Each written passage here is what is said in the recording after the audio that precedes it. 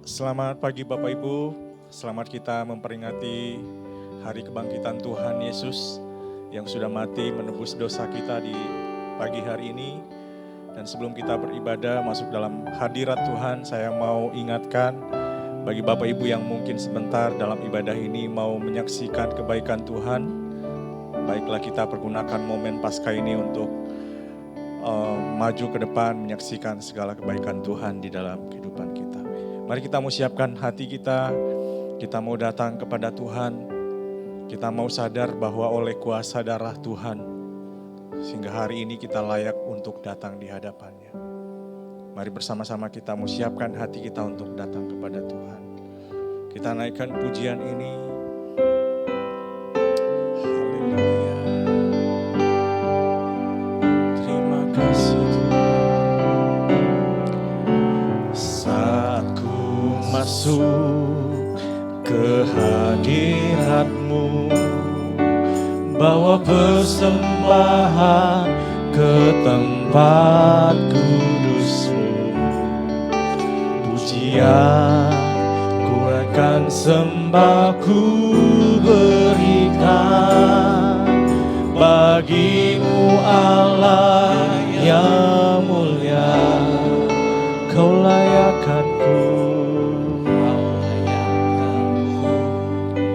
menghampiri-Mu, melihat tata kemuliaan-Mu Tuhan.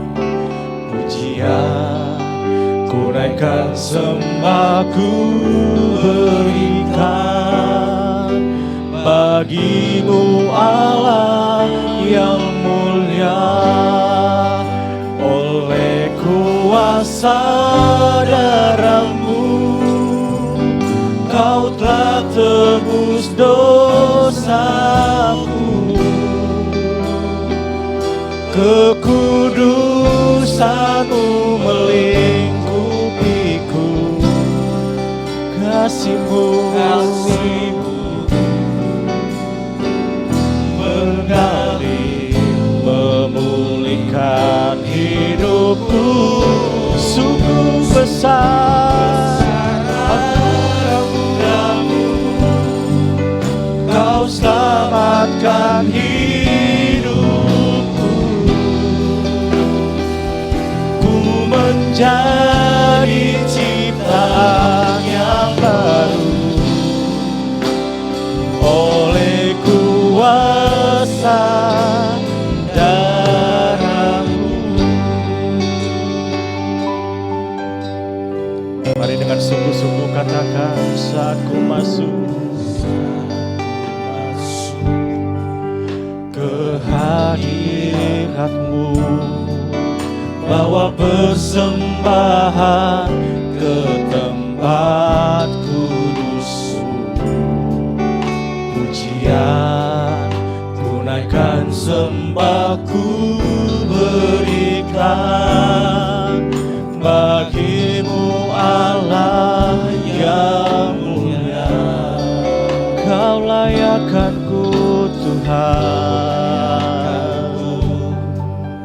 menghampiri-Mu, melihat tata kemuliaan-Mu Tuhan. Pujian ku naikkan, sembah ku berikan bagi-Mu Allah yang mulia. Oleh kuasa darah-Mu Kau telah tebus dosaku. Kekudusan-Mu melingkupiku. Kasih-Mu Tuhan mengalir memulihkan hidupku. Sungguh besar anugerah-Mu Tuhan, Kau selamatkan hidupku.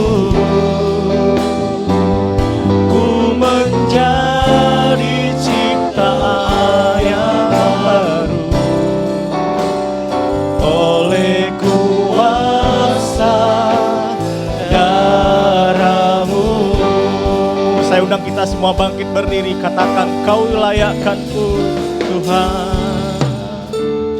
Kau layakkanku menghampirimu. Terima kasih Tuhan. Melihat tata kemuliaan-Mu Tuhan. Pujian ku naikkan, sembahku berikan bagimu Allah yang mulia. Oleh kuasa darah-Mu Kau telah tebus dosaku. Kekudusan-Mu melingkupiku. Kasih-Mu, kasih-Mu mengalir memulihkan hidupku. Sungguh besar anugerah-Mu, Kau selamatkan hidupku. Ku menjadi ciptaan yang baru oleh kuasa darah-Mu, oleh kuasa.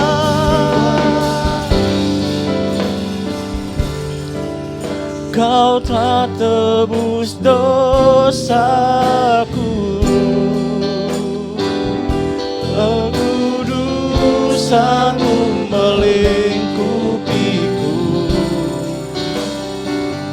Kasih-Mu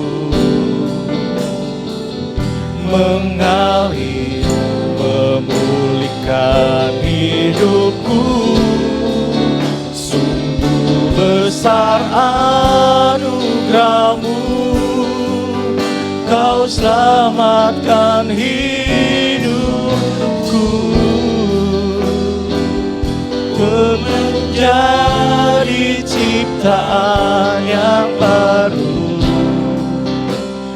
oleh kuasa darah-Mu.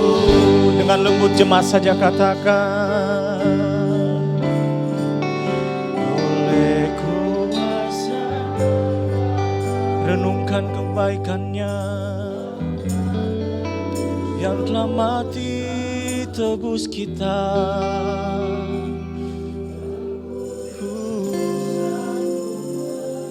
Terima kasih Tuhan. Kasih-Mu yang layakkan kami.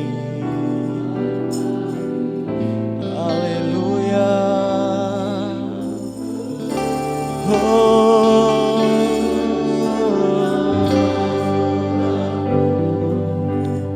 Kau telah menaikkan hidupku. Ku menjadi ciptaan yang baru oleh kuasa darah-Mu. Ku menjadi ciptaan yang baru oleh kuasa darah-Mu.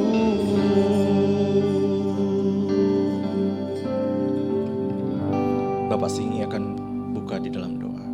Haleluya. Haleluya Tuhan. Terima kasih. Terima kasih Bapa. Terima kasih buat anugerah-Mu. Terima kasih buat pengorbanan-Mu. Terima kasih buat penebusan-Mu Tuhan. Kami boleh ada pagi ini. Semua karena anugerah-Mu ya Bapa. Ampuni kami segala dosa pelanggaran kami Tuhan. Engkau yang melayakkan kami untuk memuji menyembah-Mu, untuk beribadah kepada-Mu Tuhan, di pagi yang indah ini Tuhan, di mana Engkau telah menang, Engkau telah bangkit. Kami adalah menjadi ciptaan yang baru. Semua karena anugerah-Mu ya Bapa. Apa yang sudah Engkau perbuat buat kami Tuhan, semuanya itu lebih besar daripada kami buat untuk Engkau. Kami tahu saat ini kami ada saat ini. Kami boleh dijadikan baru oleh Engkau ya Bapa. Terima kasih Tuhan. Kiranya pujian penyembahan kami ini berkenan di hadapan-Mu. Kau kuasai setiap ruangan ini ya Bapa. Setiap yang hadir, setiap yang melayani, semuanya Tuhan lawat dengan kuasa-Mu. Kami percaya Engkau hadir saat ini ya Bapa. Kau melawat kami dari awal sampai akhirnya. Di dalam nama Tuhan Yesus yang siap memuji menyembah Tuhan, sama-sama kita katakan. Amin. Amin. Puji Tuhan. Sebelum duduk Bapak Ibu boleh kasih salam ke rekan-rekannya. Katakan selamat Paskah. Selamat Paskah. Puji Tuhan. Silakan duduk Bapak Ibu. Kalau di luar sana orang-orang mengatakan bahwa orang Kristen itu menyembah Tuhan yang disalib. Tapi sejarah mencatat bahwa dia bangkit. Dan kita peringati hari ini kebangkitannya. Dan buktinya bahwa dia sekarang ada di surga. Dan saat ini kita mau memperingati hari di mana Tuhan Yesus telah menang untuk menebus setiap dosa-dosa kita. Mari kita naikkan pujian ini sebab dia hidup.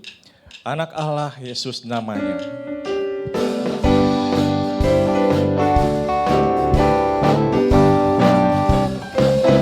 Anak Allah Yesus namanya, menyembuhkan, menyucikan, bahkan mati, tebus dosaku, kubur kosong, membuktikan dia hidup. Anak Allah Yesus namanya. Oh Yesus namanya, menyembuhkan, menyucikan, bahkan mati, tebus dosaku, kubur kosong, membuktikan dia hidup. Sebab dia hidup pada hari esok. Sebab dia hidup, ku tak gentar, ku tak gentar. Karena ku tahu dia pegang hari esok. Hidup jadi berarti sebab Yesus hidup. Anak Allah Yesus namanya. Yesus namanya, menyembuhkan, menyucikan, bahkan mati, tebus dosaku, kubur kosong, membuktikan dia hidup. Sebab dia hidup, sebab dia hidup, ada hari esok. Sebab dia hidup, ku tak gentar, karena ku tahu dia pegang hari esok. Hidup jadi berarti sebab Yesus hidup. Yesus hidup, pada hari esok. Sebab dia hidup, ku tak gentar, karena ku tahu dia pegang hari esok. Hidup jadi berarti sebab Yesus hidup. Sekali lagi, sebab dia hidup, sebab Dia hidup. Ada hari esok, sebab Dia hidup. Haleluya. Ku tak gentar, oh, karena tahu Dia pegang hari esok. Hidup jadi berarti sebab Yesus hidup. Hidup jadi berarti sebab Yesus hidup. Hidup jadi berarti sebab Yesus hidup. Haleluya. Jadi Bapak Ibu, kita tidak menyembah Tuhan yang mati, tapi kita menyembah Tuhan yang hidup. Mari bersama-sama kita bangkit berdiri. Kita mau lebih lagi menyembah Tuhan oleh darah anak domba, sehingga kita layak di hadapannya saat ini. Sekarang telah tiba.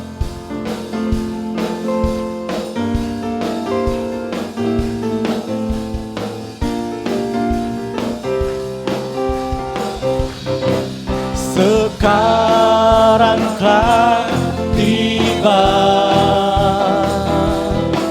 keselamatan dan kuasa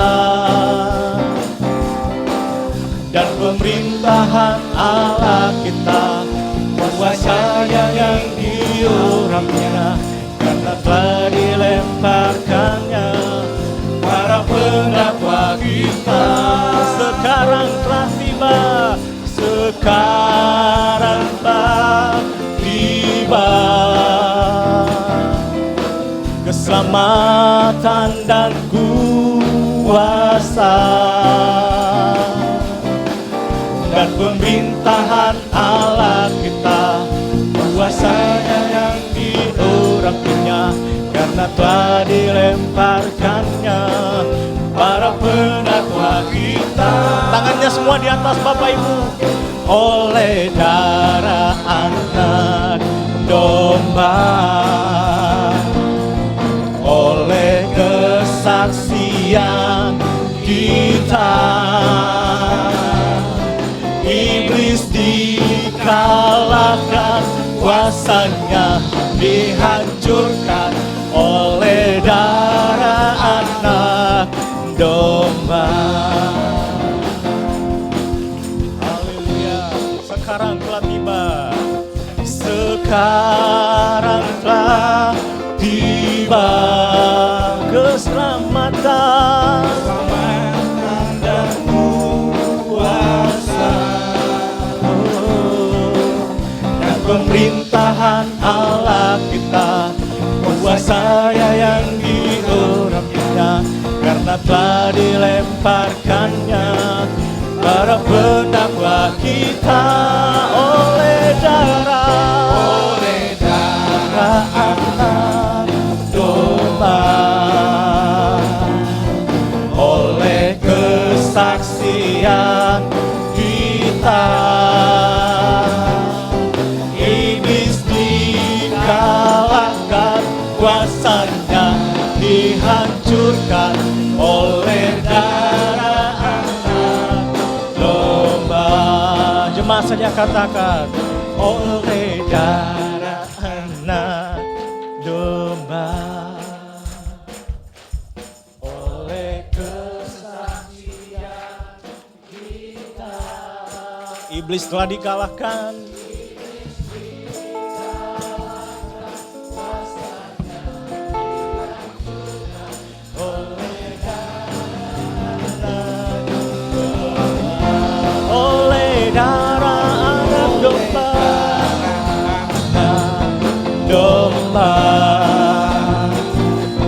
Oleh kesaksian kita, iblis dikalahkan, kuasanya dihancurkan oleh darah anak domba. Iblis dikalahkan, iblis dikalahkan, kuasanya dihancurkan oleh darah anak domba. domba, oleh darah anak domba, domba, oleh darah anak domba. Haleluya, beri kemuliaan bagi Tuhan. Silakan duduk Bapak Ibu. Seperti yang tadi saya bilang, mungkin ada di antara Bapak Ibu yang mau maju ke depan untuk bersaksi. Baiklah Bapak Ibu ya, sambil kita menunggu Bapak Ibu yang mau bersaksi, mari kita lebih lagi sama-sama memuji Tuhan. Karena kita adalah orang-orang yang berkemenangan, mari kita deklarasikan pujian ini bahwa kita adalah orang-orang yang penuh dengan kemenangan. Ku menang bersama dengan Yesus Tuhan.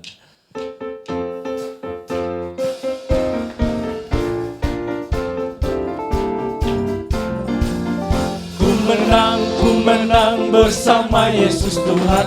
Ku menang di dalam peperangan. Ku menang atas segala setan. Haleluya, haleluya, ku menang bersama Yesus Tuhan. Ku menang di dalam peperangan. Ku menang atas segala setan. Haleluya, haleluya, ku menang. Haleluya, haleluya, dia bangkit. Haleluya, dia hidup. Haleluya, dia naik. Roh Kudus turun. Ku menang bersama Yesus Tuhan. Ku menang di dalam peperangan. Ku menang atas segala setan. Haleluya, haleluya, ku menang. Haleluya, haleluya, dia bangkit. Haleluya, dia hidup.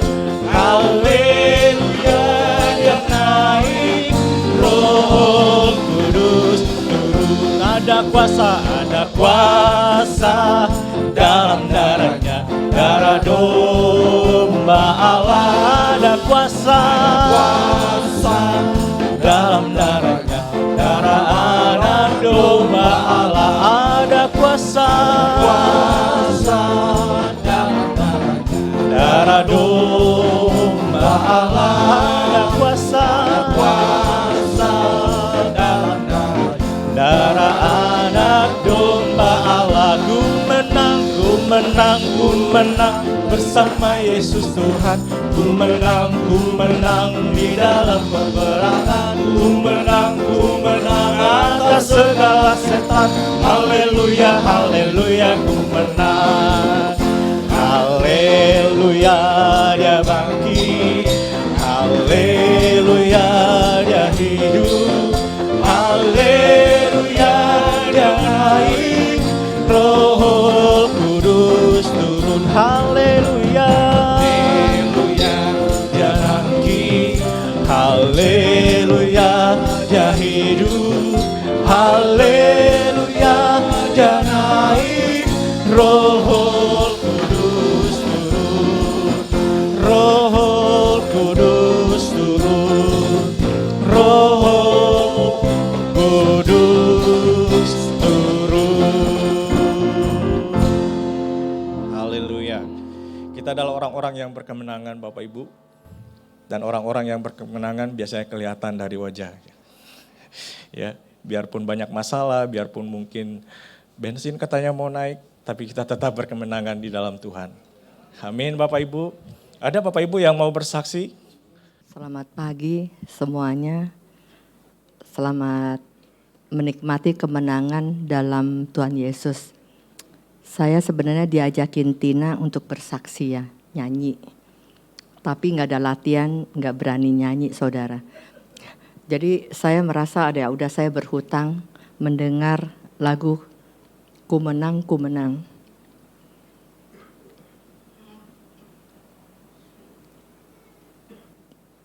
Saya yakin memang saya menang saudara.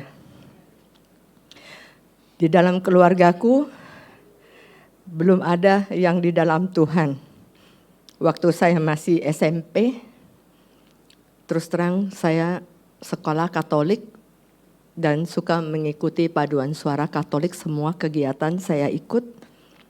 Sampai SMA, saya mau dibaptis saudara, tapi saya nggak dikasih sama mama. Katanya, bagaimana? Sorry saudara, cengeng sekali. Karena memang saya merasa saya menang ya. Jangan dibaptis, nanti kalau dapat suami bukan percaya Tuhan Yesus, kamu susah, dia bilang. Saya bilang saya yakin kalau dia tidak di dalam Tuhan Yesus, saya tidak mau, saya bilang. Kamu jangan sombong ngomong gitu, saya yakin, saya bilang gitu. Ketemu dengan, saya suka diledekin ya, di dalam konteks saya bilang belahan jiwaku. Saya bersyukur ketemu dengan belahan jiwaku ini, walaupun kadang memang dia keras, tapi juga lembut. Jadi nano-nano dia saudara-saudara. Memang dia menjadi belahan jiwaku, satu-satunya tidak ada yang bisa gantiin. Saya suka digoda, dia juga lebih-lebih digoda sama teman. Itu harus digandeng, nanti hilang. Dia bilang dia sudah jinak, nggak mungkin kemana-mana katanya.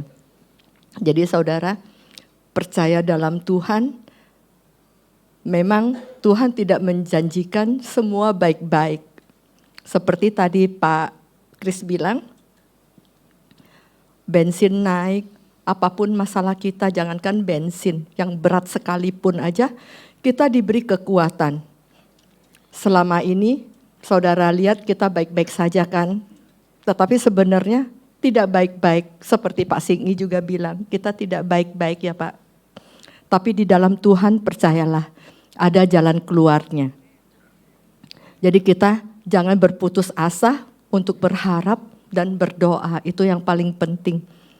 Dan satu lagi, saling mengasihi suami istri, istri ke suami, itulah janji Tuhan kepada kita saudara.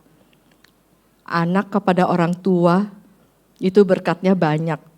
Saya bilang sama mamaku, walaupun dia waktu itu udah umur 90-an ya saudara.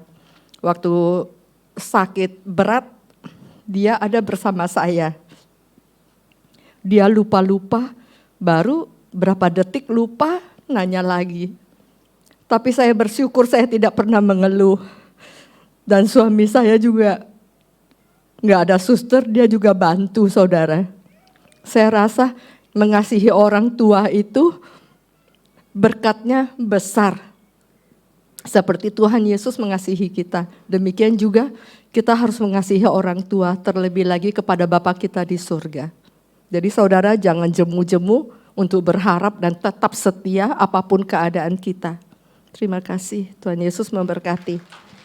Puji Tuhan, selamat Hari Paskah. Hari ini kita adalah para pemenang. Bukan hari ini, kemarin juga kita jadi pemenang. Nah, hari ini saya mau bersaksi bukan mengenai belahan jiwaku seperti Bu Ari, masalah pekerjaan saya. Bapak Ibu tahu ya, saya diperpanjang bulan Maret kemarin, saya tanda tangan kontrak lagi, puji Tuhan. Pada saat keadaan tidak baik-baik saja sebagai anak Tuhan, kita selalu baik-baik saja. Ya, yakin dan percaya. Begitu tekan kontrak, satu kelemahan saya tidak pernah baca berapa GP saya. Jadi begitu saya tekan, oke, karena saya yakin Tuhan saya, Tuhan yang mencukupkan. Nah, begitu selesai tanda tangan kontrak dan lain sebagainya, teman-teman kantor ribut. Wih, ini gimana nih perusahaan? Terus sampai akhirnya kita dikumpulkan, diumumkan. Tahun ini kita tidak dapat bonus, puji Tuhan. Berita keduanya, puji Tuhan, gaji tidak naik. Ya, insentif dihilangkan. Saya diam aja, saya bilang, Tuhan, saya yakin dan percaya, Tuhan saya luar biasa, dia pasti punya cara lah. Saya juga nggak tahu selama ini saya dapat insentif, tambahan nggak tahu dari mana. Pokoknya di gaji pokok saya ada aja. Saya nggak tahu apakah supervisor saya tahu mengenai itu atau tidak. Yang saya tahu, tapi puji Tuhan, waktu bulan apa saya menyaksikan tentang bahwa saya dapat insentif, bulan berikutnya insentifnya hilang. Ya, tapi sekali lagi Tuhan kita luar biasa. Dan saya yakin dan percaya yang namanya kebaikan Tuhan itu tidak hanya bicara tentang berkat secara jasmani. Saya sehat pun termasuk berkat ya. Bicara itu gampang. Tapi puji Tuhan pada saat terima stroke, semua ribut lagi. Gajinya ya, pajaknya gede banget tuh. Saya bilang biasalah, kan lu orang dapat insentif ya, THR, saya bilang gitu. Enggak, coba deh, saya di kantor dipanggilnya Cici, gitu ya, bukan Ibu Cici. Coba Ci, lihat deh Ci. Iya ya, saya bilang sekali lagi, itu saya nggak pernah yang namanya lihat stroke, saya nggak pernah ngecek saya punya gaji berapa, yang masuk ya masuk gitu. Jadi akhirnya saya buka deh tuh stroke gaji. Puji Tuhan loh. Ya, sekali lagi, ya anak Tuhan tuh beda. Semua pada saat ribut, dia punya pajak dipotong gede, saya malah nambah. Saya pikir Tuhan itu yang ngambil ya, mungkin Tuhan pikir ya mungkin keadaan perusahaan saya tidak baik-baik saja, akhirnya dikumpulin itu ya. Gaji dari anak-anak saya ditambah loh, tambah insentif. Dan insentif saya nggak tahu apakah bulan depan dapat lagi, tetapi yang pasti insentifnya lebih besar dari yang biasa saya terima. Ya, itulah kebaikan Tuhan. Bapak, Ibu, siapa yang sedang kesusahan, ya yakin dan percaya.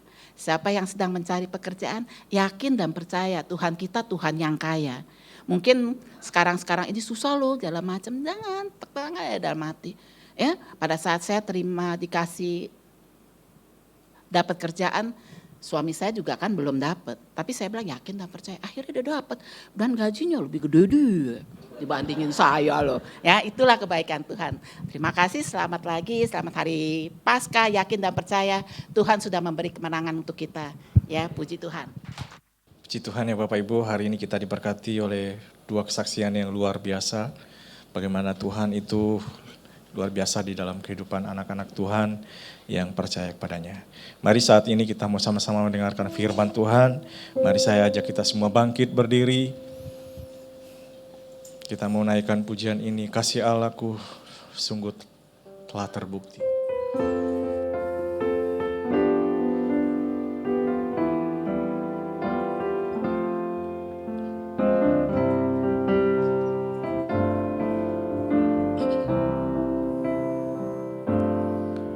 Kasih Allahku sungguh telah terbukti. Ketika dia serahkan anaknya,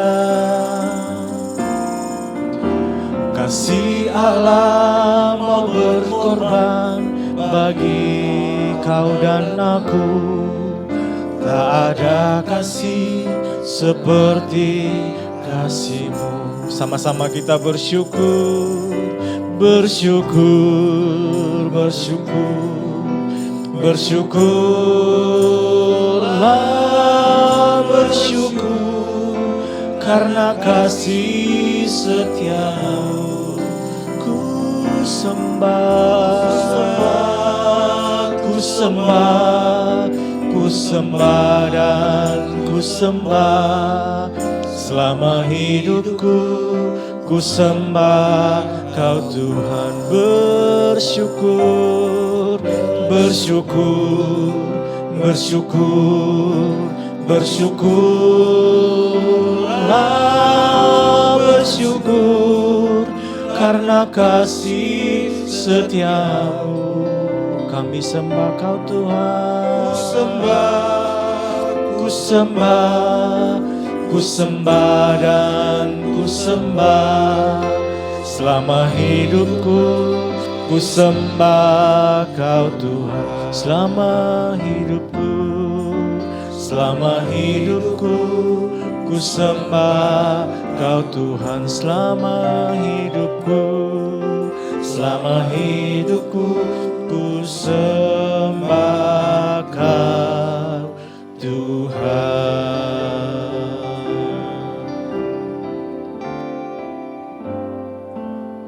Bapak Silas akan bawa kita dalam doa firman Tuhan.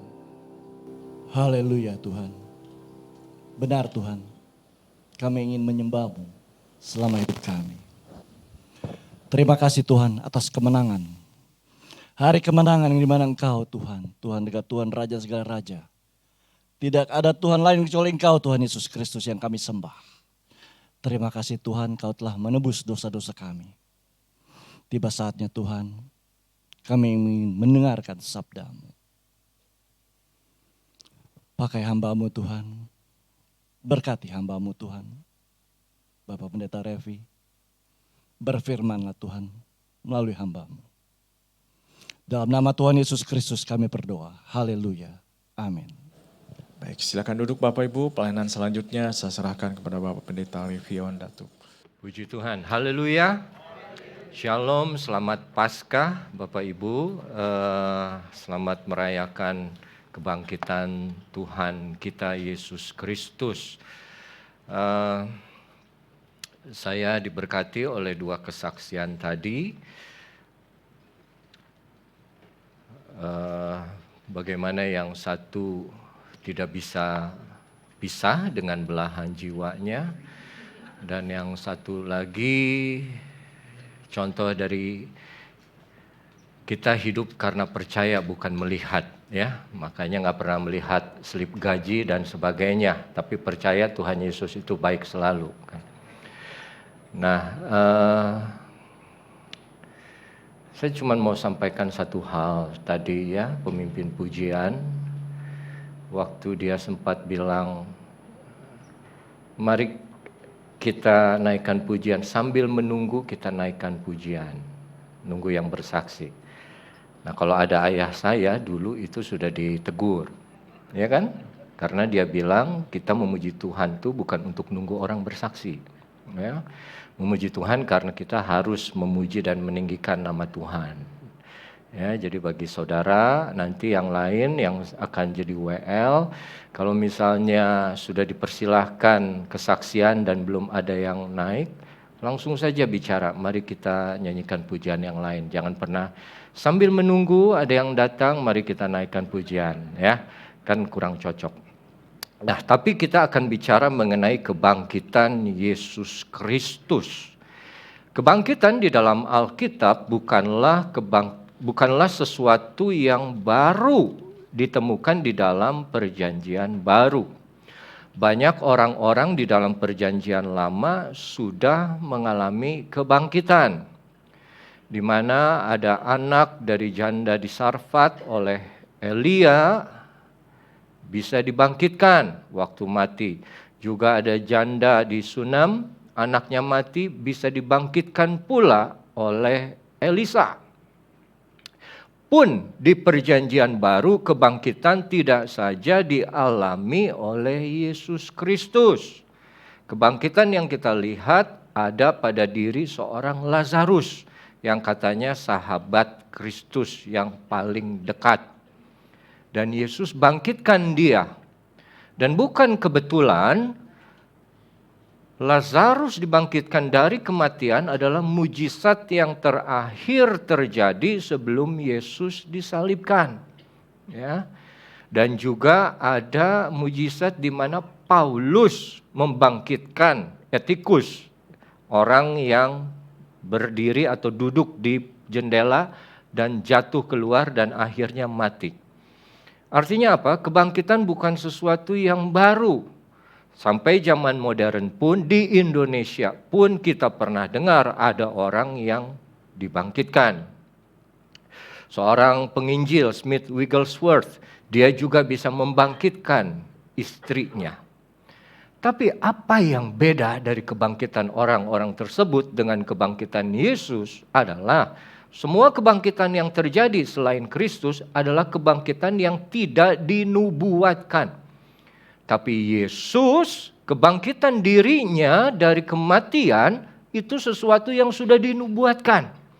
Bukan dari Perjanjian Lama saja, tapi dari awal Yesus melayani di tanah Palestina, tanah Kanaan, tanah Israel, dia bilang di awal, saudara, waktu dia marah kepada pedagang-pedagang di bait Allah, dia bilang, hancurkan bait Allah ini dan aku akan bangun kembali dalam 3 hari. Dan di tengah-tengah pelayanan dia juga sudah mulai bersaksi. Bahwa apa? Nanti ada saatnya aku akan diserahkan, aku akan sengsara, aku akan disiksa. Oleh siapa? Imam kepala, orang-orang Farisi. Aku akan mati, tapi aku akan dibangkitkan. Aku akan bangkit kembali dalam hari yang ketiga. Oleh karena itu, waktu Yesus mati di salib, ya dia diturunkan oleh seorang yang namanya Yusuf dari Arimatea. Tapi begitu dia dikubur, itu imam-imam kepala, ahli-ahli Taurat, langsung bilang kepada orang Roma. Mereka bilang apa? Tuan, ini bahaya ini. Dia sudah mati tapi dia ngomong sebelumnya. Ngomong apa? Bahwa dia akan bangkit lagi. Kita tidak bisa membiarkan dia sampai bangkit kembali. Jadi tolonglah jaga itu kuburan dengan tentara Roma. Baik, kata si orang Roma, ya udah, bawa. Jaga, ambillah seberapa banyak yang kamu bisa, jaga sebaik-baiknya. Sampai tiba akhirnya di Matius 28, ya, hari ketiga sejak kematian Yesus, dibilang pagi-pagi ada satu gempa yang sangat besar dan seorang malaikat turun di atas batu itu dan menggulingkannya. Semua yang melihat tentara yang menjaga takut dan lari. Dan sampai akhirnya kedua wanita yang datang dibilang oleh malaikat, jangan takut. Dia tidak ada lagi di sini. He's not here, he is risen. Dia sudah bangkit. Dan Alkitab bilang begitu prajurit-prajurit yang melihat malaikat kabur, dia lapor. Kepada siapa dia lapor? Bukan kepada atasannya, bukan kepada tentara Roma, tapi kepada imam-imam kepala. Dibilang dalam Alkitab Matius 28, mereka lapor dan menceritakan semua yang dialaminya. Artinya apa? Mereka bilang itu ada gempa bumi. Mereka bilang itu ada malaikat yang mukanya terang, bersinar seperti matahari. Dan apa yang dilakukan oleh imam kepala? Dia sogok itu tentara. Supaya apa? Jangan bilang siapa-siapa itu kejadiannya. Bilang saja bahwa murid-muridnya mencuri mayat Yesus Kristus. Yesus bangkit bukan spontan. Bukan tidak sengaja. Tapi kebangkitan yang sudah direncanakan, dipersiapkan. Makanya tadi saya suka dengan satu kata-kata dari Ibu Ari waktu beliau bilang, asalnya saya mau bernyanyi, tapi kalau saya tidak latihan, saya tidak mau. Itu bagus. Jangan mempersembahkan sesuatu tanpa persiapan. Apa yang kita persembahkan harus kita siapkan. Saya percaya di sini semua yang berdiri ada di atas atau di depan di panggung ini saat memuji, menyembah Tuhan, memimpin jemaat, semua berlatih. Saat VOV atau siapapun yang bernyanyi, mereka berlatih. Ada gereja di luar sana, ya, tidak di sini, di luar sana. Mereka mau nyanyi untuk Tuhan, mempersembahkan pujian, tidak ada latihan, cuma dikasih tahu kita akan nyanyi ini, nggak tahu dikunci apa, berapa kali bait, berapa kali referen apa, langsung maju ke depan, baru ketemu dengan pemain musiknya juga di depan. Tapi kebangkitan Yesus adalah sesuatu yang sudah direncanakan, dipersiapkan. Kenapa? Karena kebangkitan ini berbeda. Kalau yang tadi saya bilang, semua bangkit. Lazarus bangkit, Etikus bangkit, anak janda di Sunem di Sarfat, anak orang yang di Nain, Yesus bangkitkan. Semua akan mati lagi. Tapi Yesus bangkit, hidup untuk selama-lamanya. Makanya dalam satu surat Filipi pasal yang ketiga, ayat yang ke-10, Filipi pasal 3 ayat yang ke-10, Paulus bilang, yang kuingini ialah mengenal Dia dan kuasa, apa saudara? Kebangkitannya. Dan persekutuan dalam penderitaannya, di mana aku akan menjadi serupa dengan Dia dalam kematiannya. Baca dulu ayat 11. Supaya aku akhirnya beroleh kebangkitan dari antara orang mati. Ada keinginan Paulus dan ada tujuannya. Keinginannya apa? Yang pertama apa dia bilang? Mengenal Dia. Mengenal Yesus pribadinya. Baru dia bilang, dan kuasa kebangkitannya, persekutuan di dalam penderitaannya, supaya aku serupa di dalam kematiannya. Artinya apa saudara? Kalau di dalam Tuhan, pengiringan Tuhan, tidak ada kebangkitan tanpa kematian. Paulus bilang, aku ingin dibangkitkan bersama dengan Dia. Oke, tapi Paulus tahu bahwa untuk dibangkitkan dia juga harus mati. Saudara ingin dibangkitkan, saudara harus mati. Mati bersama siapa? Mati bersama Yesus. Jadi tanpa kematian tidak ada kebangkitan. Jadi jangan ngomong terlalu jauh, Yesus bangkit dan kita bangkit bersama Yesus. Oh iya betul. Tapi did you really died with Him? Apakah kamu betul-betul mati bersama Dia di dalam kematiannya di kayu salib? Nah sekarang pagi ini yang kita mau lihat, apa ini maksudnya kematian bersama Dia dan kebangkitan di dalam Dia? Jumat lalu kita belajar dari Roma pasal yang keberapa saudara?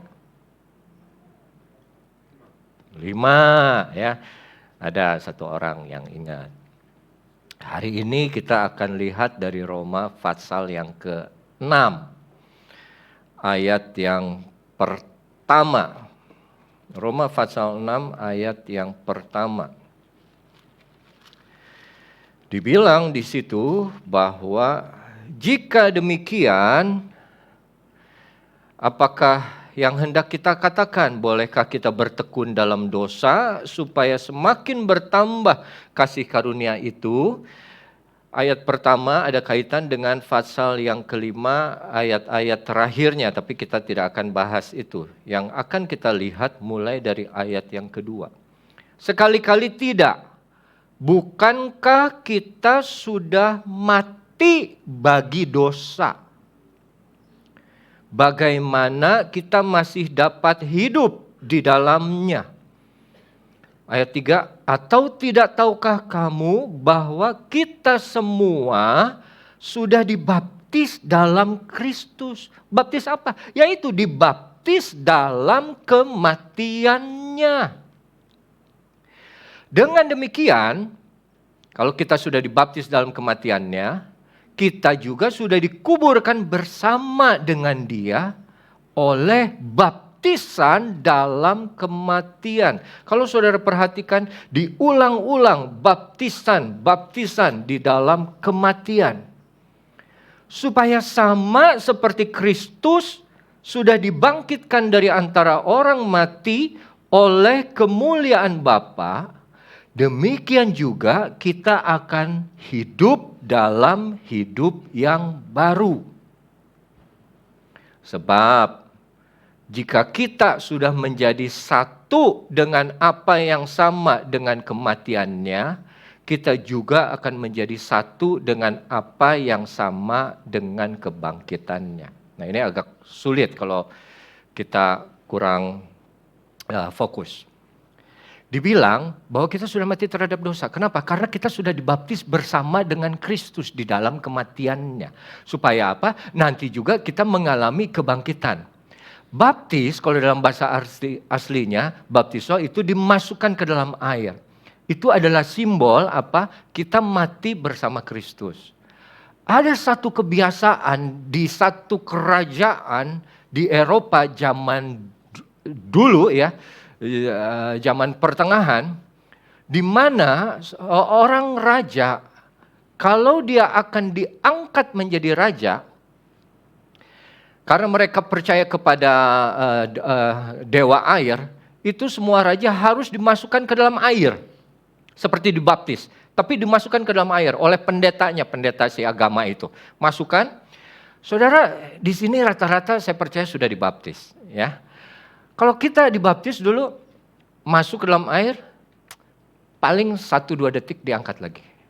Nah kalau kebiasaan itu masuk ke dalam air, ditahan saudara. Ditahan sampai itu udara bluk bluk bluk bluk bluk bluk bluk sampai blok blok blok blok blok itu habis, nggak ada lagi sampai udah diem, baru diangkat, baru dikasih diem, diangkat di tepi pantai gitu, terus ditunggu, nggak dikasih CPR gitu ya, pertolongan, nggak, ditunggu sampai dia akhirnya bisa jantungnya berdetak lagi, muntah, baru itu dia jadi raja. Artinya apa? Seperti mati lalu menjadi hidup yang baru. Nah dalam Kristus, waktu Kristus mati di kayu salib, mati kayu salib untuk siapa? Untuk kita semua, menanggung kita semua, menanggung hukuman yang sebetulnya harus kita terima. Jadi begitu Allah Bapa melihat anaknya Yesus mati di atas kayu salib, dia melihat kita sebetulnya. Dia melihat dosa saya, dosa ibu, dosa bapak, dosa koko, dosa cici, dosa tante, dosa om, semuanya itu yang Bapak lihat ada di kayu salib waktu Yesus disalib. Dan Yesus mati. Nah, saat Yesus mati, Allah akan menilai juga bahwa apa? Semua dosa yang kita lakukan pula sudah mati. Makanya dibilang di ayat yang kedua tadi, bukankah kamu sudah mati bagi dosa? Bagaimana kamu masih dapat hidup di dalamnya? Makanya di Cianjur kemarin saya bilang, berhenti jadi orang Kristen. Jadi orang percaya.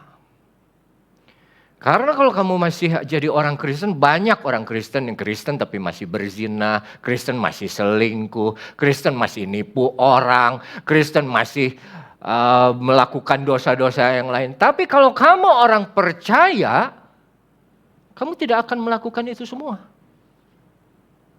Jadi berhenti coba jadi orang Kristen yang biasa saja, tapi jadi orang Kristen yang percaya. Percaya apa?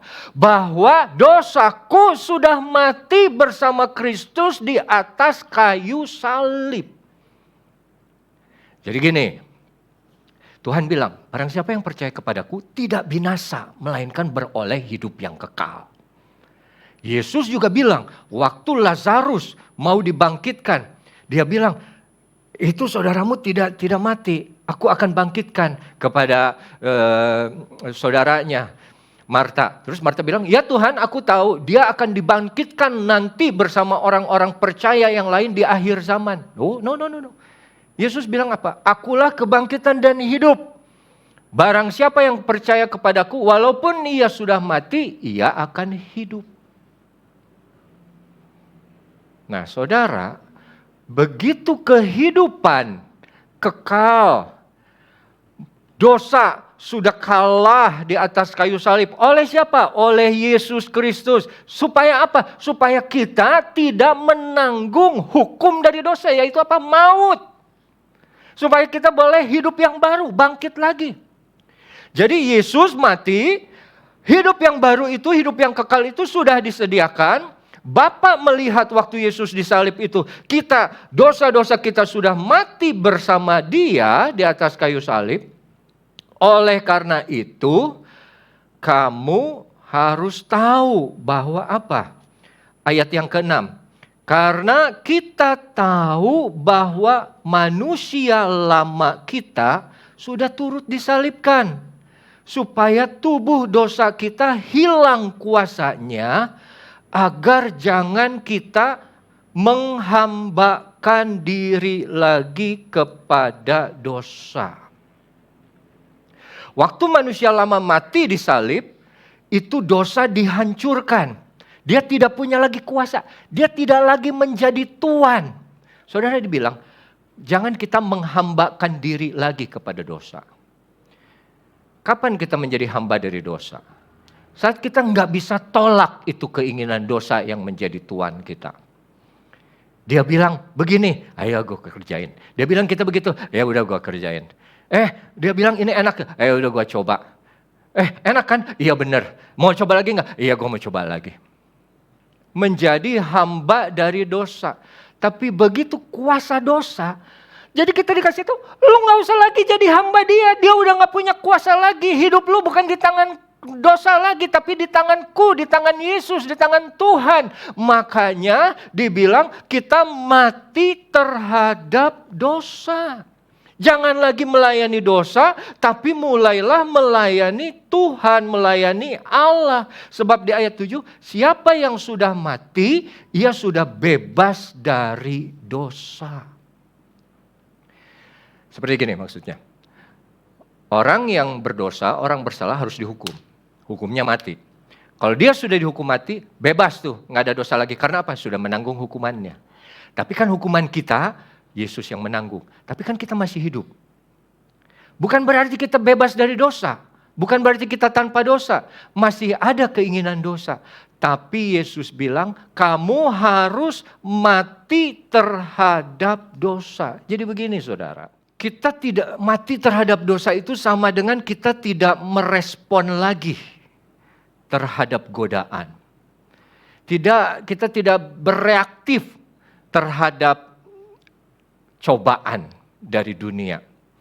Jadi semua itu yang dulu waktu pertama sih dulu kita nggak usah disenggol, kita lewatan sama lawan jenis aja, udah langsung suka gitu ya, gampang suka gitu, nggak usah disuruh juga, gampang jatuh cinta saya tuh orangnya tuh, ya, gampang kasihan saya tuh. Jadi dosa nggak usah ngegoda juga, tapi begitu papasan udah langsung, pengen kenalan gitu sama dosa itu. Tapi kalau mati sudah terhadap dosa, mau dipanggil, mau ditoel, mau seperti istri Potifar yang mau tarik Yusuf masuk ke dalam dosa, lempeng aja tuh Yusuf, acuh aja, dia lari. Kenapa? Karena dia sudah mati terhadap dosa. Dan dibilang di ayat yang berikutnya, karena kita tahu ayat 8. Jika kita sudah mati dengan Kristus, kita percaya bahwa kita akan hidup juga dengan Dia.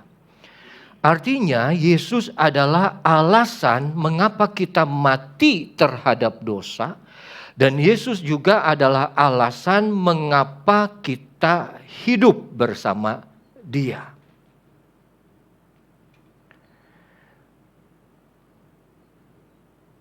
Hukuman dosa sudah dibayar.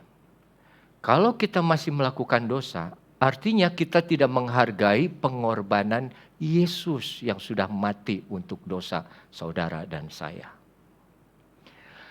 Tanpa kematian tidak ada kebangkitan. Tanpa saudara mati terhadap dosa, tidak akan ada kebangkitan di dalam hidup yang baru. Karena apa? Yesus sekali lagi sudah mati mengalahkan kuasanya. Kita perlu juga mati terhadap dosa yang masih ada di sekeliling kita. Tidak merespon. Ada satu pendeta saya, hamba Tuhan kayaknya, saya lihat di di YouTube short video. Nah, ini suami istri hamba Tuhan, dia bilang, ini istrinya bilang, saya sih dengan suami saya yang juga udah gembala, kami sudah janjian, sudah setuju bahwa apa? Bahwa kalau sudah di atas jam 10 malam, kami tidak akan lagi membalas chat dari lawan jenis. Kecuali kalau benar-benar butuh, kata dia. Jangan buka kesempatan sekecil apapun, kata dia. Untuk apa? Untuk dosa mengintip dan masuk ke dalam kehidupan kita. Jadi jangan biarkan lagi tuh hal-hal yang seperti itu. Kita responi, kita tanggepin. Kalau dulu suka nyogok, belajarlah coba berhenti untuk nyogok. Ya tapi susah Ref, kalau nggak dikasih itu orang sekarang mah nggak akan keluar loh izinnya. Memang betul. Ya kalaupun mau mau belajar, coba sogoknya kurangin. Lu lagi sogok dikurangin. Orang lain yang dapat, lu kagak. Orang lain ngasih lebih gede, gimana sih? Nah itulah yang namanya kebenaran, itu yang namanya dosa. Sulit untuk dikerjakan, tapi harus kita mati terhadap dosa.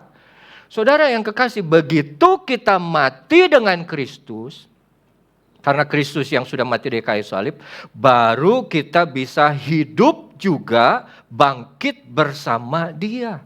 Ayat 9, 10, 11. Karena kita tahu bahwa Kristus setelah Ia bangkit dari antara orang mati, tidak mati lagi.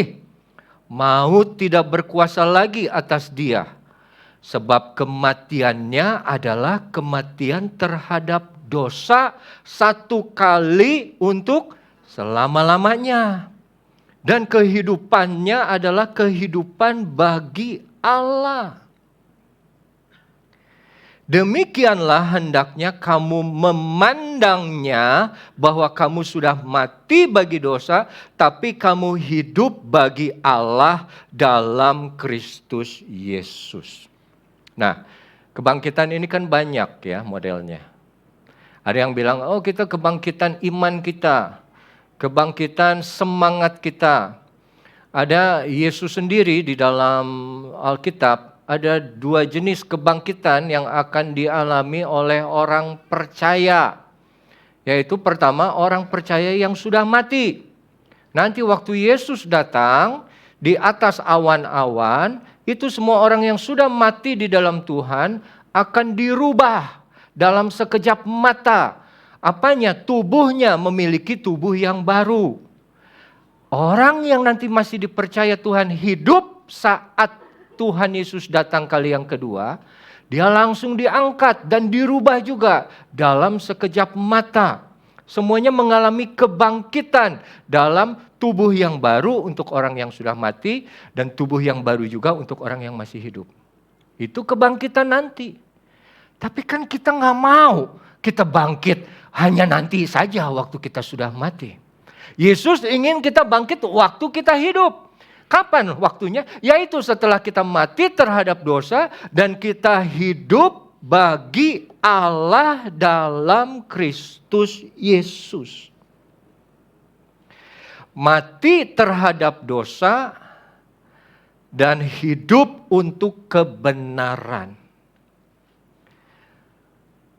Orang yang mati terhadap dosa, saudara, itu mereka akan berhenti atau mereka tidak lagi mengambil bagian dalam hal-hal yang salah. Mereka tidak lagi berbohong, mereka tidak lagi menipu, mereka tidak lagi menggosipkan atau mereka melakukan dosa-dosa yang lain. Mereka tidak lagi cepat marah, mereka tidak lagi sombong, mereka tidak lagi merendahkan orang lain. Itu apa? Orang yang sudah mati terhadap dosa. Kita mati terhadap dosa, baru kita boleh bangkit bersama Kristus untuk hidup bagi Allah kita. Kalau dulu, waktu saudara belum percaya Tuhan, saya bilang nih, belum percaya Tuhan, saudara hidup dengan dosa, nggak ada rasa bersalah, tapi begitu firman Tuhan masuk dan dikasih tahu bahwa itu salah, ini yang benar, saudara mulai belajar untuk menghentikan dosa saudara, itu saudara berusaha untuk mati terhadap dosa, tidak reaktif lagi, tidak berespon lagi. Berhenti melakukan hal-hal itu semua. Dan respon kepada hal-hal yang benar. Oh ya, benar. Kan Yesus sudah mati untuk saya. itu saudara masih di Kristen. Tapi kalau Yesus sudah mati untuk saya, oleh karena itu saya harus mati juga terhadap dosa saya. Itu saudara orang percaya. Berhenti itu semua. Semua dosa. Baru habis itu hidup bagi Allah. Nah, hidup bagi Allah itu apa artinya saudara? Hidup bagi Allah itu hidup dipanggil untuk tinggal di dalam kekudusan. Orangnya tuh jadi suka menyanyi, orangnya suka berdoa, orangnya jadi suka menyembah nama Tuhan, terus ingin melayani, terus ingin berbuah, ingin menjadi berkat bagi sesama. Ya orang Kristen mah banyak. Orang Kristen yang percaya sedikit. Kenapa? Masih banyak orang Kristen yang berdosa. Tapi orang Kristen yang sudah mati terhadap dosa dan bangkit untuk hidup terhadap kebenaran. Jadi dulu sensitif sama dosa. Oh sekarang mah enggak, sensitifnya sama Tuhan. Dengar firman Tuhan sedikit, langsung semangat. Ditegur sama Tuhan sedikit, langsung minta maaf. Aduh Tuhan ampuni aku mau berubah. Dipanggil sama Tuhan, ayo Tuhan aku siap. Kalau dulu enggak kan begitu main sama dosa mah. Dipanggil ayo sungguh-sungguh, enggak gua sibuk sama ini. Ayo kamu lebih hidup benar, gua mau sama yang ini aja. Itu orang Kristen. Coba stop jadi orang Kristen. Jadi orang Kristen yang percaya. Tapi begitu sudah percaya, ada satu cerita yang saya ingat. Ada satu teolog zaman di abad ke-5 namanya Augustine. Augustine ini terkenal saudara. Dia bikin buku The City of God 22 jilid. Satu kali waktu dia berjalan, dia ketemu dengan mantannya, pacarnya gitu ya. Waktu sebelum dia bertobat, dia ketemu mantan waktu dia sebelum bertobat gitu ya, menjadi mantannya. Papasan. Jadi waktu papasan itu si cewek tuh begitu sadar, ini mantan gue yang dulu nih. Terus dia panggil, Agustin. Agustin lihat terus, dia mah acuh aja terus dia jalan. Terus dia teriak lagi nih si cewek, Agustin, ini saya loh, ini aku loh, masih ingat gak? Oh iya saya ingat, tapi aku yang sekarang bukan aku lagi, tapi Yesus yang di dalamku katanya. Oh ya, it's no longer me. Ada satu perubahan, dia tidak lagi merespon terhadap dosa, terhadap kesalahannya, tapi dia coba berjalan terus di dalam kebenaran. Nah itu yang Tuhan inginkan di dalam kehidupan setiap orang yang percaya adalah kebangkitan di dalam hidup yang taat dan setia dan menyenangkan hati Tuhan. Bukan Tuhan bangkit hidup untuk selamanya. Supaya kita di akhir zaman saja tunggu mati saja jadi orang Kristen itu. Supaya apa? Supaya masuk surga. Supaya nanti diangkat hidup-hidup. Punya tubuh yang baru. Tidak. Tapi kita semua saat dalam kehidupan ini harus bangkit. Ada sesuatu yang baru. Manusia yang baru. Manusia yang merespon terhadap firman Tuhan. Terhadap kehadiran Roh Kudus. Terhadap panggilan Dia. Kalau saudara bisa merasakan itu, saudara adalah manusia baru. Tapi kalau saat saudara beribadah, saudara kosong. Saat saudara datang, saudara kering. Saat saudara datang terus pulang, saudara merasa tidak ada apa-apa. Datang kepada Tuhan. Tanya sama Tuhan, Tuhan, selidiki aku, uji aku. Apakah aku benar-benar mengasihi-Mu? Apa aku benar sudah mati terhadap dosa dan hidup terhadap Tuhan, mendengar panggilan Tuhan?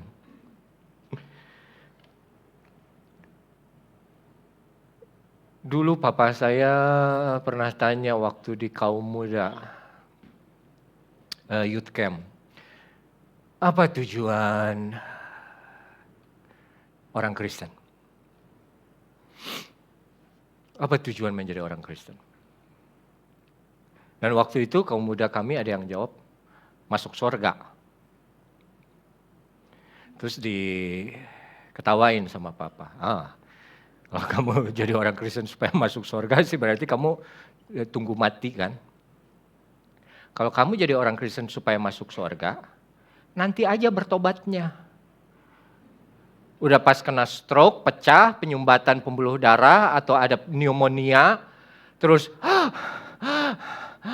nah di akhir-akhir sakratul maut datang, baru you bilang, Tuhan minta ampun, aku mau terima Engkau sebagai juru selamat. Kenapa Ci? Kenapa kok baru sekarang terima Yesusnya? Penjahat di sebelah Tuhan Yesus aja kan waktu akhir-akhir dia masuk surga. Enggak. Kebangkitan bukan saja di akhir, tapi sekarang, saudara. Menjadi manusia baru itu manusia yang meresponi terhadap firman Tuhan, terhadap hadirat Tuhan, terhadap Roh Kudus. Saudara nilai aja saudara sendiri. Sudah sensitifkah terhadap Tuhan? Atau mati rasa terhadap Tuhan? Manusia yang baru yang sudah dibangkitkan dari manusia yang lama yang sudah disalib bersama dosa-dosanya di atas kayu salib. Dia akan apa? Hidup untuk Tuhan. Dia peka terhadap suara Tuhan. Dan itu yang Tuhan inginkan di dalam kehidupan kita semua. Hidup untuk Dia bukan menjadi hamba Tuhan. Tapi hidup peka terhadap suara Tuhan. Bangkit saudara, bangkit. Matikan itu semua dosa, hal-hal yang lama. Dan bangkit bersama Yesus Kristus untuk hidup di dalam kebenaran. Cuman itu saja yang bisa membuat hidupmu berubah. Dan orang-orang yang sekitarmu berubah. Jangan bingung kalau hidupmu tidak pernah berubah dan orang-orang di sekitarmu juga tidak berubah. Karena apa? Tidak ada rasa perubahan kematian terhadap dosa dan hidup yang baru terhadap suara Tuhan. Nggak ada. Oleh karena itu kamu cuma jadi orang Kristen saja. Yang cuma tahu Yesus ditulis, Yesus mati. Tapi tidak mengalami satu transformasi dari mati, bangkit menjadi hidup. Saya percaya kalau orang yang sudah dirubah, itu seperti yang tadi Bu Fungling berkata, saya mau ini naik, mau dia pajaknya naik, apa segala macam. Saya tetap yakin dan percaya Tuhan saya Tuhan yang berkuasa. Dia responnya pekanya terhadap Tuhan. Tidak lagi peka untuk hal-hal yang duniawi. Saudara mau bangkit dan hidup yang baru untuk Tuhan? Ya? Peka coba terhadap suara Tuhan. Mari kita bangkit berdiri saudara.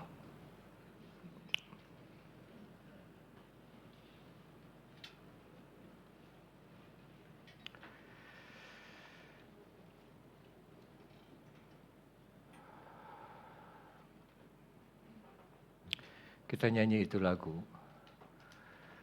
Ku bersyukur Bapa,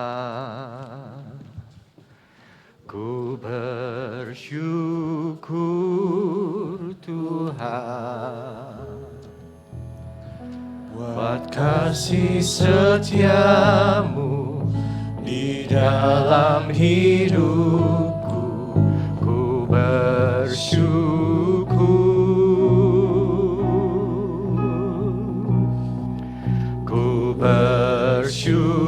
Bersyukur Bapa, ku bersyukur Tuhan,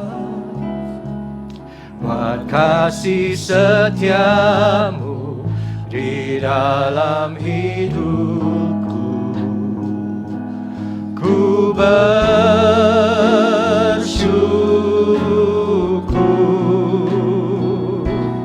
Tuhan.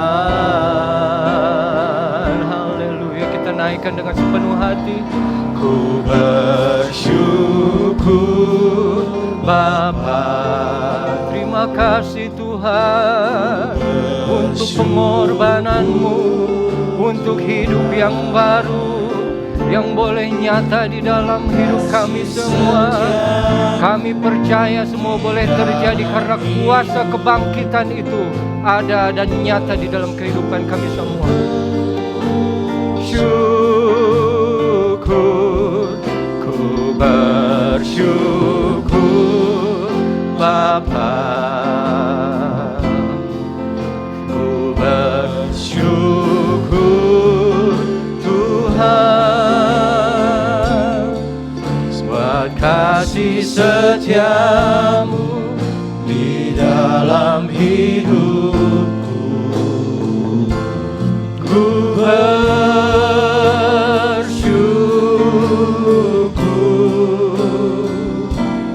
Tuhan. Mari kita berdoa. Ya Bapa dalam surga, kami bersyukur pada hari ini kami punya Tuhan yang hidup, yang bukan saja mati untuk kami tapi hidup untuk kami. Bapa dalam surga, firman sudah kami dengar dan kami terima. Biarlah kami percaya dan melakukannya. Bukan saja Yesusku yang mati, tapi kami juga ingin mati terhadap dosa kami. Bukan saja Yesusku yang hidup untuk selamanya, tapi biarkanlah kami juga untuk hidup, untuk peka terhadap suara-Mu Tuhan. Terima kasih Bapa, berkatilah setiap hati yang ada. Berikan telinga yang mendengar, hati yang lembut, dan iman yang kuat sehingga mereka semua boleh memiliki kerinduan untuk bertumbuh dan melakukan firman-Mu Tuhan. Terima kasih Bapa, terima kasih Yesus. Kami terima semua berkat firman Tuhan pada pagi hari ini. Di dalam nama Tuhan Yesus Kristus. Haleluya. Amin. Silakan duduk Bapak Ibu. Puji Tuhan Bapak Ibu, kita hari ini menerima berkat firman Tuhan yang luar biasa. Dan marilah kita bersama-sama belajar menghidupi setiap kebenaran firman Tuhan yang sudah kita dengar. Bapak Ibu, kita akan memberikan persembahan syukur kita, mari kita sama-sama berdoa. Terima kasih Bapak Surgawi untuk berkat kebenaran firman-Mu yang kami boleh dengarkan di pagi hari ini. Kami bersyukur Tuhan kembali mengingatkan kami melalui firman-Mu. Dan Tuhan sebentar kami mau memberikan persembahan syukur kami, dan biarlah Tuhan kami belajar untuk memberikan yang terbaik bagi Engkau. Berkati persembahan ini Tuhan biar dapat dikelola dengan baik untuk menunjang pelayanan-Mu di tempat ini. Kami mau memberi dengan penuh ucapan syukur di dalam nama Tuhan Yesus Kristus. Haleluya. Amin. Sambil pundi-pundi persembahan dijalankan, mari kita bersama-sama angkat pujian Tuhanlah Gembalaku.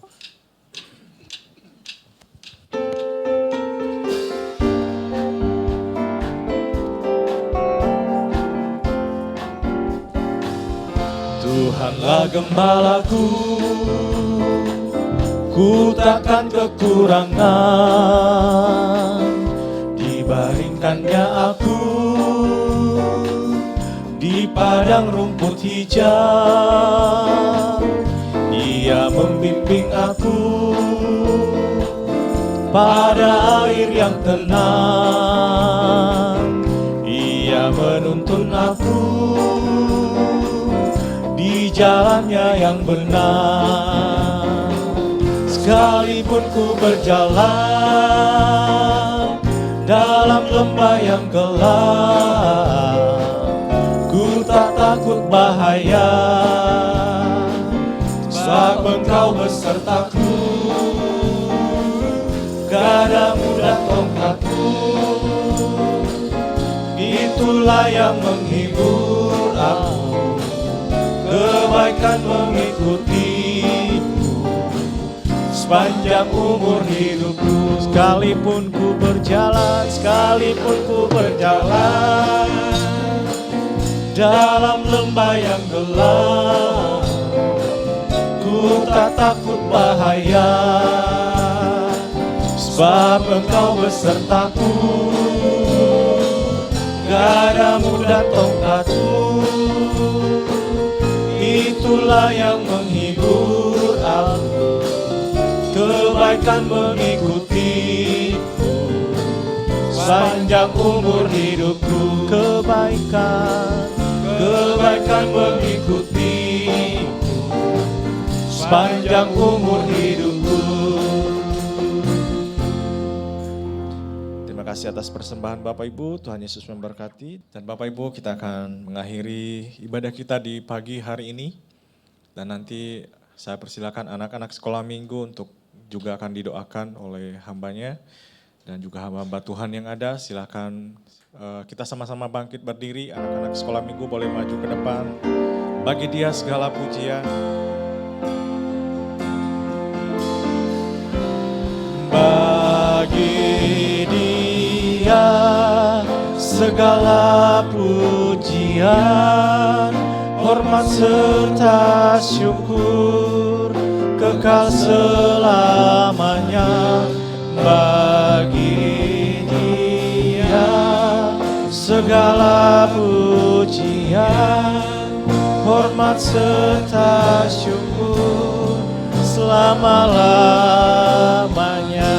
Bagi Dia segala pujian. Dengan hormat Bapak Pendeta Revi Ondatu maju ke depan. Dia segala pujian, hormat serta syukur kekal selamanya. Bagi Dia segala pujian, hormat serta syukur selama-lamanya. Bapa dalam surga, segala pujian, hormat, kemuliaan, dan kuasa kami kembalikan ke hadapan-Mu Tuhan. Engkaulah yang memiliki segalanya, karena Engkaulah Allah yang menciptakan langit dan bumi dan juga memberikan keselamatan bagi kami semua. Bersyukur kami punya Tuhan yang hidup, Tuhan yang berkuasa, Tuhan yang memberikan kami hidup yang baru untuk selalu ada di dekat-Mu Tuhan. Terima kasih Bapa untuk ibadah yang sudah diberkati pagi hari ini. Bapa dalam surga, di hadapan kami ada anak-anak dan cucu-cucu kami. Dan saudara, kiranya saudara arahkan tangan kanan saudara ke hadapan anak-anak ini. Kiranya Tuhan Engkau berkati setiap anak-anak dan cucu yang ada di hadapan kami. Engkau berkati kesehatannya, Engkau berkati pertumbuhannya, Engkau berkati sekolahnya, Engkau berkati cita-citanya, Engkau berkati imannya. Penyertaan-Mu Tuhan melalui malaikat-Mu senantiasa memelihara, melindungi mereka dimanapun, kemanapun mereka berada, di sekolah, di tempat bermain maupun di rumah, di gereja. Perlindungan Tuhan akan nyata selalu di atas kehidupan mereka. Tuhan juga berkati keluarga di mana mereka tinggal, orang tua, ayah, ibu, nenek, kakeknya, kira juga Engkau berkati. Takut akan Tuhan boleh senantiasa ada di dalam kehidupan mereka. Jadikan mereka anak-anak yang menyenangkan orang tua, khususnya terlebih lagi menyenangkan Engkau Tuhan. Terima kasih Bapa, terima kasih Yesus. Lindungi mereka, jauhkan mereka dari tangan-tangan orang jahat, niat-niat orang jahat, maupun segala penyakit-penyakit. Kiranya Engkau pelihara mereka sehingga mereka boleh dibedakan dari orang-orang yang tidak percaya kepada Tuhan. Terima kasih Tuhan, terima kasih Bapa. Tuhan, hamba-Mu juga berdoa untuk setiap umat-Mu yang datang pada pagi hari ini. Mereka yang mengalami kelemahan, kiranya Engkau bangkitkan dengan kuasa-Mu. Mereka yang susah, Engkau bangkitkan dengan sukacita-Mu. Mereka yang jatuh, Engkau bangkitkan dengan kuasa-Mu. Kami percaya Tuhan, di dalam Engkau kami boleh kebangkitan, mengalami kebangkitan dalam hidup yang baru. Kami mau belajar mengenal Engkau lebih jauh lagi, hidup di dalam kebenaran dan menyenangkan hati-Mu mulai hari ini sampai selama-lamanya. Terima kasih Tuhan, berkati usaha mereka, berkati toko mereka, berkati dagang mereka, berkati apa yang mereka kerjakan oleh tangan mereka, jadikan berhasil Tuhan, sehingga mereka boleh menjadi garam, berkat, dan terang bagi dunia. Terima kasih Yesus. Apa yang menjadi pergumulannya, kiranya Engkau tolong mereka. Pintu yang tertutup, kiranya Engkau bukakan Tuhan. Apa yang menjadi kesusahannya, kiranya Engkau Tuhan yang mampu menghibur. Engkau lawat mereka Tuhan secara pribadi. Terima kasih Bapa, terima kasih Yesus. Kiranya juga Tuhan Engkau berkati mereka, jemaat-Mu, anak-anak-Mu, hamba-hamba-Mu yang sudah ambil bagian pelayanan pada pagi hari ini. Mulai dari worship leader, singer, pemain musik, usher, greeter, bagian sound system maupun multimedia. Kiranya Engkau berkati. Terima kasih Bapa, terima kasih Yesus. Berkatilah juga negara kami Tuhan, yang di dalam masa kesulitan ini kami tetap mau yakin dan percaya hidup kami ada aman di dalam tangan-Mu. Apapun yang terjadi kami percaya kami boleh tetap naik bersama-Mu Tuhan. Hidup kami ada di dalam tangan-Mu Tuhan. Terima kasih Bapa, terima kasih Yesus. Dan sekarang saudaraku, marilah angkat kedua tangan dan pulanglah dengan membawa berkat dan rahmat dari Allah yang menjadi Bapa kita. kasih sayang, damai sejahtera, sukacita dari Yesus, dan juga kekuatan penghiburan Roh Kudus senantiasa mengikat kita menjadi satu, mulai pagi ini sampai Maranatha, Tuhan datang kembali yang kedua. Di dalam nama Tuhan Yesus Kristus, yang percaya sudah terima berkat, katakan amin. Tuhan Yesus berkati.